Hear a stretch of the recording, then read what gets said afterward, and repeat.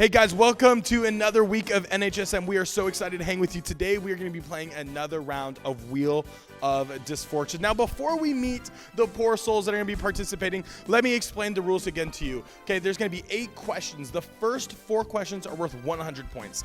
The next 3 questions are worth 200 points, and the last question is worth a whopping 1,000 points. So, technically, if you get really behind in the beginning, you can catch up. So it's going to be awesome. Let's meet our contestants. First, we have Miss Janie Henderson. We got Mr. Isaac Greep, Miss Sophie Martin, and Mr. Nate Schreiner, aka The Big Show. Okay, and we are really excited. Let's see who wins. Are you guys ready?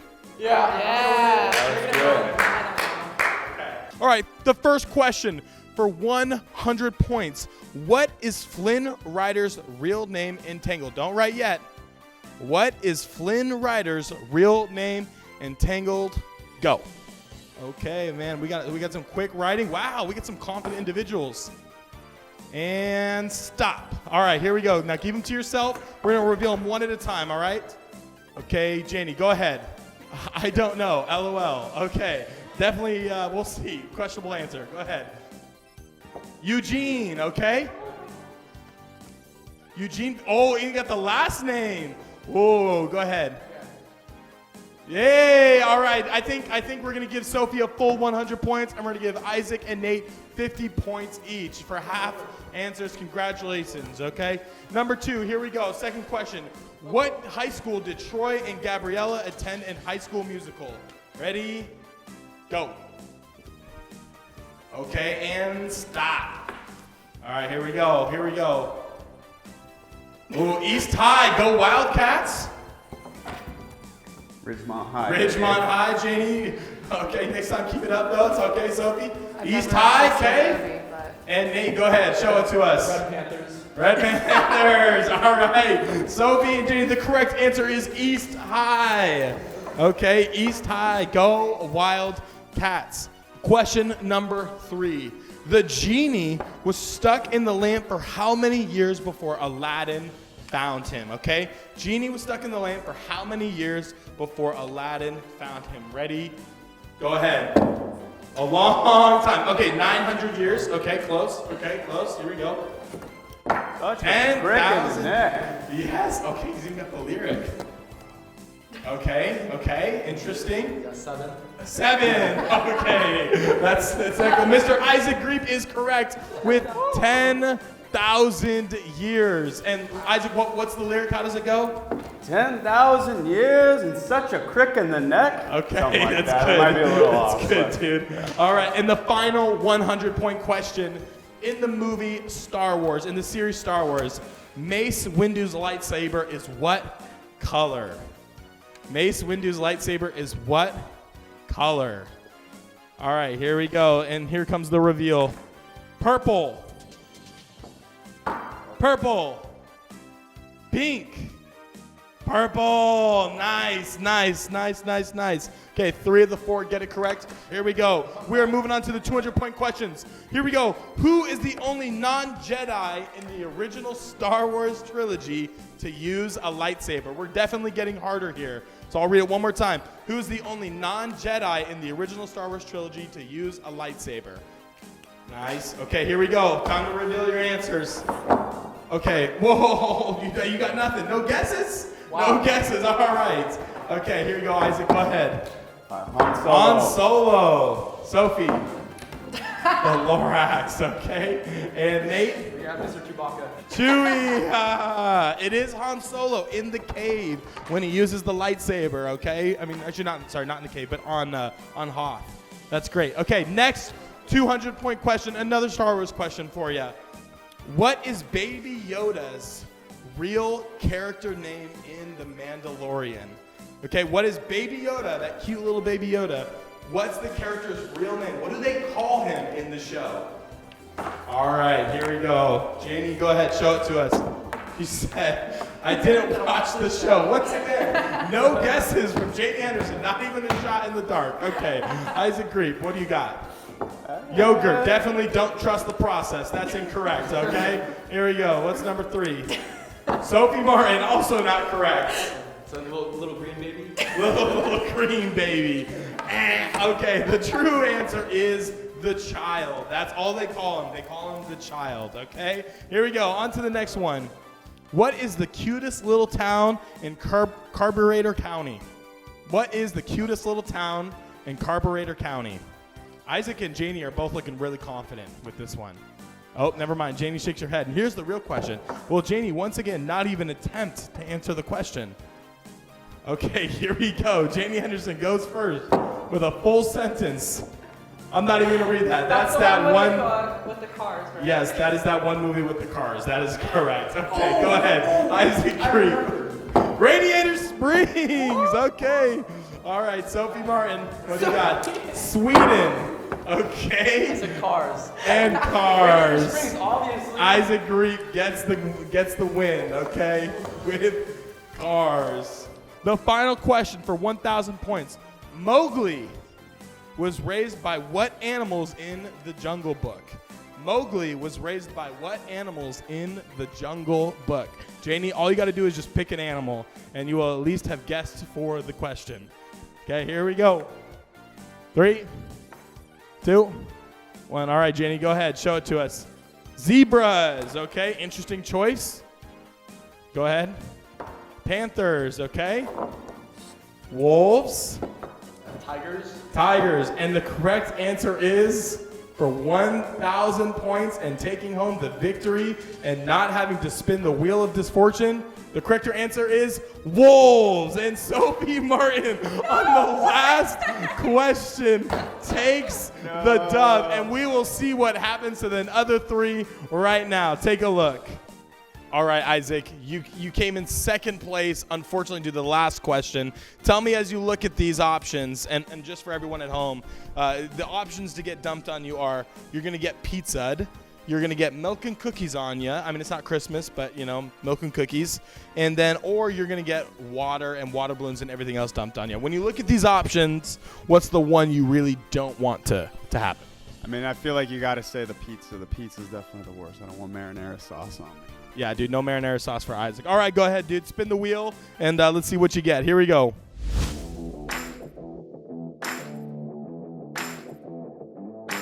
I actually legitimately think it's getting faster. Oh! Milk and cookies!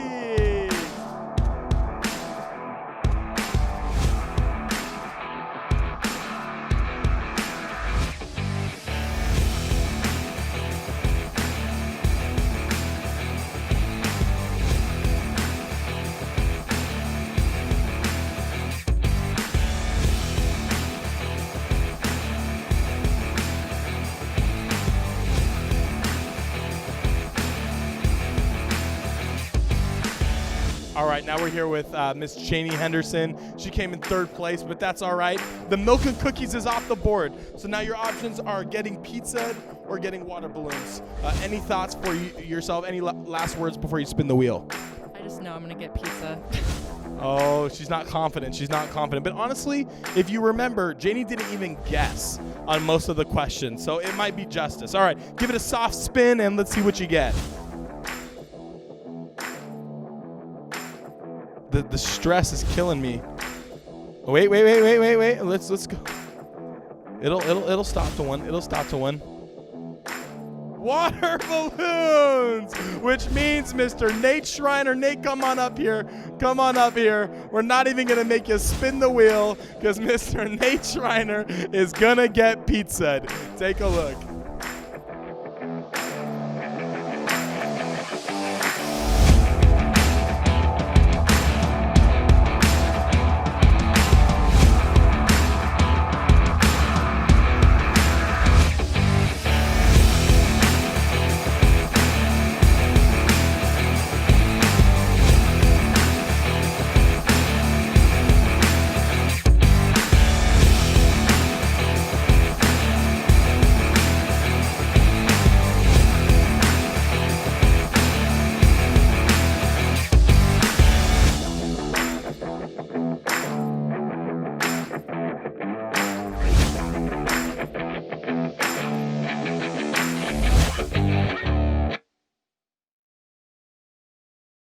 What's up, guys? Hey, welcome back to another week in our series called Jesus Changes Everything. And just a little story for you. A couple weeks ago, we had 4th of July. And obviously, 4th of July was a little different this year with quarantine still going on and all of us trying to figure out what that looks like. But let me tell you a story what happened to me. So I was at the beach with a couple of my family members.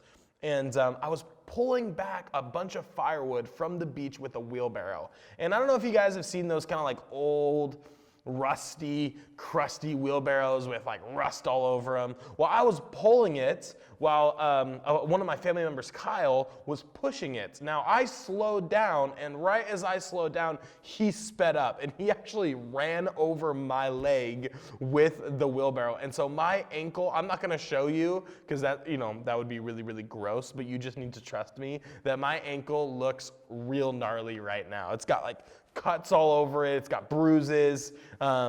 I'm honestly probably being a little dramatic, but still, it hurts really, really bad. And that's been like me just trying to limp around. And I have gotten frustrated with just like a little ailment like a twisted ankle. And it's kind of funny because the reason why it's frustrating is not because it hurts, is because I get frustrated when I can't do things. I get frustrated when I can't be independent. Like, I don't want to have to sit on the couch with my ankle elevated and ask for someone to get me a glass of water. Maybe you feel the same way. I don't know if you've ever twisted an ankle or maybe you've gotten an injury, but it super, super sucks to not be independent and to do your own thing. And honestly, as I've been kind of thinking about it, I feel that way about a lot of things in my life.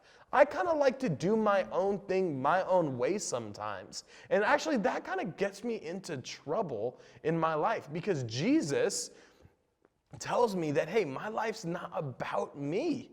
And yet, even though I hear that from Jesus, I still live my life as if my life, my way, and my happiness are the only thing that matters. And we're going to read today from a really cool story in the Bible. It's found in Matthew. And now Jesus, in this story, now he's going to actually tell us something that he says 4 different times in the book of Matthew. And this is the 3rd of the 4th time that he tells us this. He's actually telling us about how he is going to go to Jerusalem and die on the cross for our sins. It's going to be, like I said, the 3rd time that he tells us this.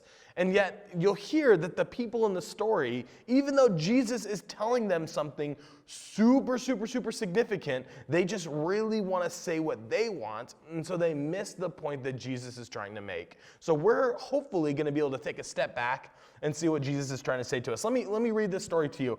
It says in Matthew 20 through 28, it says, "Then the mother of Zebedee's sons," now I probably butchered those names, so I apologize to them. "Then the mother of Zebedee's sons, James and John," that's their names, "came to Jesus with her sons and said," and Jesus said to them, "What is it that you want?" Okay, so here's Jesus. He's got his followers, and these followers, they kind of want to ask Jesus something, so maybe they're a little shy. So do you know what? They get their mom.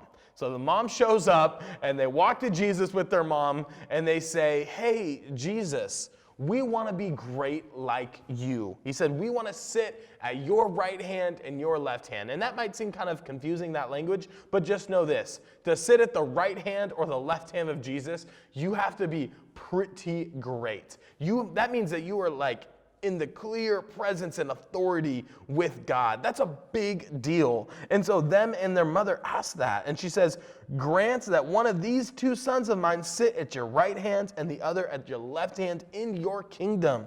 And Jesus seems not confused, but compassionate. He says here, "Oh no, I messed up. I missed it." Can we cut it all, do you think, or no? We can. We have before. We have with the single camera? Yeah, we've done it for my time. So I'll go right after he says. Does that work? Yeah, let's, should I, let me just split it. Actually, no, I'll just leave it. It might be easier to leave it. Okay, I'm ready. He says, "You don't know what you are asking." He says, "Can you drink the cup that I am going to drink?" So he is showing them, saying, hey, you want to sit at my right hand and my left hand. You want to be great? But he's showing them, you don't know what you're asking. Your value system is all off. And so think about what they're asking. They want power. They want authority. They want to sit at the right hand and the left hand of Jesus. They want authority. They want what they want. Right? They're not concerned about what Jesus is trying to teach them. They're not concerned about others. There was many other people sitting there. They're not asking, hey, can all of us sit at the right hand of you, Lord? No, they're just saying, hey, just us, Jesus. Will you allow us to sit with you in heaven in your kingdom? Now think about us. Think about our culture for a second. What is it that we value like that? For them, it was power. It was authority, right? They wanted to be great in God's kingdom. Now, there are many things in our culture that we value above all else. You know, for you, it might not be power, but for us, like I said earlier, I think it's us wanting to do what we want to do all the time. Now, I'm wearing a Nike jacket, okay? And look at, what's the slogan of Nike, right? Just do it. Just do it. You see stuff all over the internet telling ourselves, hey, just do it. Be true to yourself. Do what makes you happy, right? We are convinced across TikTok, Twitter, Snapchat, and Instagram that life is most enjoyed when we are doing what we want most. And that's something that I think is kind of a myth. As students, I want you to think with me. Can you really imagine a happy life in a world where you don't get ultimately something that you want? I know for me, as a student at times and as a young person, there are times where I cannot imagine a version of a happy life in which I don't get ultimately something that I want. Every time I think about, oh, what's my dream happy life, there's always something that I want in it. There's a house, or there's a family member, or there's a really, really cute dog. I love dogs. There's tickets to a sports game. There's a pool. There's a boat. There's a really, really good food item. I don't know what it is for you. But I guarantee you, if you were to sit there right now and imagine your ideal life, it would be filled with things that you want. That is what we value as a culture. Right? Our culture is lived out with a reverse selfie camera on TikTok, right? That's our culture. That's what we do. That's what we value. That's what we love. And Jesus is telling us, hey, our system of values is all off. Because ultimately, guys, as young people, what we love is what we value. And because we love ourselves and we love things to be happy for ourselves, that's what we value. We value ourself. We value us. You value you, and I value me. That's what our culture is. That's what we've been taught. That's what we've learned. And that's a problem. And here later, Jesus says to them, because guess what? They say, hey, we can. When he says, hey, can you drink the cup that I'm going to drink? Basically, Jesus is telling them, hey, I'm going to go die. Can you do that? Can you die like I can? And they're like, yup, which is hilarious. And Jesus says to them, you indeed will drink from my cup, but to sit at my right or left is not for me to grant. These places belong to those from whom they have been prepared by my Father. He's saying, hey, it's not for you to decide whether or not you get to be great. That's for God to decide. And then he says, when the 10 heard about this, they were indignant with James and the sons of Zebedee. Okay, I don't know how to pronounce it again, but that's their names. And Jesus called them together and says, and this is where I want you to listen in really, really close, because I think he's speaking to us as well. He says, you know that the rulers lord it over them. And then he goes on later and says, whoever wants to become great among you must be a servant. Okay, and it says, whoever wants to be first must be last, right? He must be your slave. Just as the Son of Man did not come to be served, but to serve and to give his life as a ransom for many. Okay, I'm going to read that one more time. It says, whoever wants to become great among you must be a servant. So if you want that ideal life, right, and it's only about you, that's not going to be a great life, Jesus is saying. That's not going to be a great life. You see, Jesus changes everything. That's right. That's the name of our series. And this is what he changes. He is showing us that greatness in his kingdom is not about my status or my position. It's about my service for the sake of others. It's not about me, right? Life isn't about me. It's about me serving them. It's about me loving them. It's about me loving you. That's what life's about. It's not about me. It's not about you, right? It's about us serving other people. God has called us to lay our life down, right? He's not called us to self-indulge in everything he wants. No, God calls us to deny ourselves, right? Self-denial and self-indulgence cannot coexist, right? So we as Christians need to recognize that, and we got to say, hey, you know what? My life is going to be about serving people radically, endlessly. We got to go into our schools and love people the way Jesus loves us, radically, with a servant's heart, with a sacrificial heart. That's what Jesus wants for us. And guess what? When you recognize that Jesus is Lord, he changes everything, because now, once again, we're not bound to chase our happiness forever like our culture tells us to. No, you know what? We get to find satisfaction and joy in serving other people. That's a truly great life, and that's the way that Jesus changes everything. Let's pray. Dear Lord, I just thank you for everything you've done for us. Lord, help us to see that we live in a culture and an age where everything is about us. It's all about me. It's all about me wanting to do me, right, Lord? I live in a culture where I pursue the things that I want, the people that I want, the food that I want, the job that I want. Everything is about my wants and desires. Lord, but you show us that in order to be great in your kingdom, Lord, in order to be great for you, we have to actually be a servant. We need to be humble. And Lord, ultimately, we need to sack ourselves for others. Lord, thank you for demonstrating that for us. And here we pray. Amen.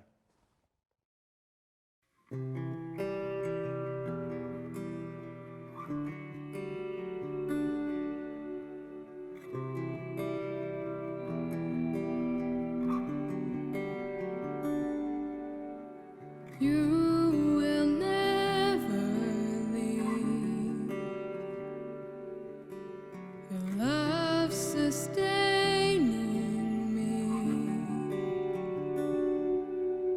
Before I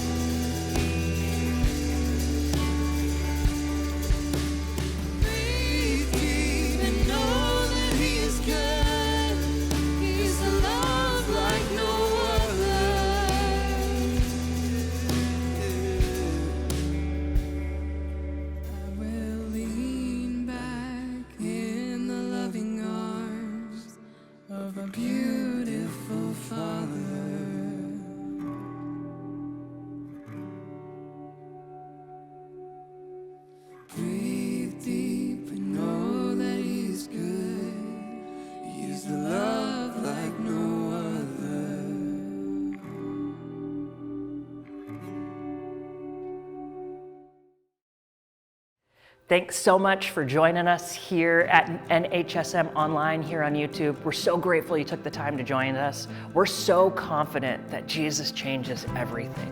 He changes our relationships, He changes what we value, He changes our purpose, and ultimately, He's offering to change and transform even you sitting there on the couch right now.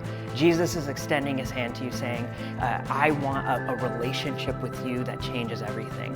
And it will give your life purpose and value and meaning and all of those things. And so we want to support that in as many platforms as possible. One way we want to do that is through helping pray for you and answering any questions you have. So if you have a prayer request or you have a question that's just been sitting in the back of your mind, we encourage you to text the number in the description below. We'd love to be praying for you, answering any questions you have, because like we said, we're confident Jesus wants a relationship with you. Normally, if you're part of Rev or HSM, we'd be meeting on Zoom this weekend, but this week we're changing it up. This week, instead of being on Zoom, HSM and Rev are moving to the lawn at New Heights main campus. And so if you're part of the high school ministry Sunday night, if you're part of middle school Monday, we're gonna be here on the lawn. Bring your masks, get ready for some social distance fun, but ultimately it'll be a chance to connect with some awesome friendships that point us to Jesus, who's offering that transformation. If you're a part of DeYoSoy, keep connecting in your Zoom groups. It's a great chance to continue to experience similar relationships that point us to Jesus. But we got some big announcements coming soon for you. So stay connected to those Zoom groups, because DeYoSoy, we got big news coming down the road. Thanks again for joining us this week. We love you guys. We'll see you next week.